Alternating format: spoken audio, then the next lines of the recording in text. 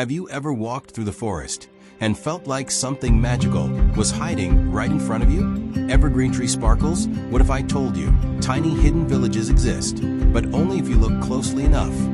Right here, at the base of this ancient tree, I created a miniature village straight out of a fairy tale. Every tiny house was handcrafted from wood, moss, and bark, blending perfectly with nature so it feels alive.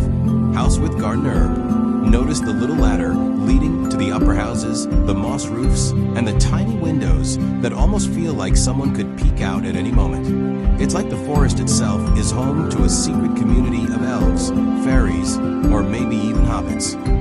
If you stumbled upon this while hiking, would you believe it's real or just art?